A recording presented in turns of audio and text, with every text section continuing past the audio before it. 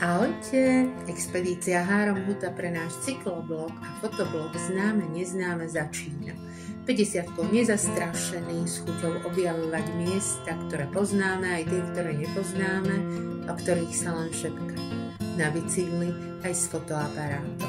Ja Andrea, trochu dobrodružná duša, ktorá túži po neznámych cestách, a Janko, zodpovedný technik a šaman v jednom, ktorý sa postará, aby sme sa vôbec vrátili domov. Náš cykloblog a fotoblog je určený pre cyklistov amatérov, pre ktorých nie je cieľ hľadať kilometre, ale byť na ceste, vnímať okolie, dať si kávu v malej dedinke a ísť ďalej. Pre milovníkov prírody a ticha, ktorí vyhľadávajú miesta mimo zástupov ľudí a asfaltových cyklomagistrál. Pre ľudí so zmyslom pre príbeh a fotku, čo ocenia nielen trasu, ale aj atmosféru, humor, fotografie a osobné zážitky. Három Huta je trojobec v Maďarsku, v Boršovsko-Abovsko-Zemplínskej župe v Šároš-Patackom okrese. Sú to vlastne 3 bývalé sklárske huty, 3 obce, 3 dedinky so spoločnou históriou a predsa každá trošičku iná.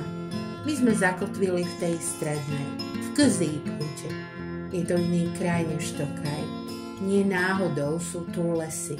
Potrebné boli pre sklársky priemysel, teraz je to hospodársky les. Három Huta má rozlohu 3700 hektárov a žije tu 152 obyvateľov.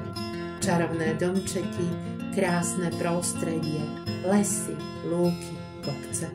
Prečo sme práve tu? Jeden z takýchto domčekov sme si našli na internete. Domček u veveričky. Zbalili sme bajky a sme tu.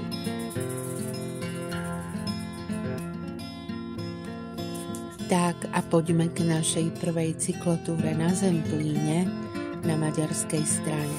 Pre lepšiu predstavu, dívate sa na trasu Közép Huta cez lesy a kopce do Komložky a do Erdő Horváty a po cyklotrase pri potoku späť domov. 20 km, najvyšší checkpoint 460 metrov nad morom, prevýšenia celkovo 316 metrov a trvalo nám to 2 hodiny 21 minút, to kvôli mne.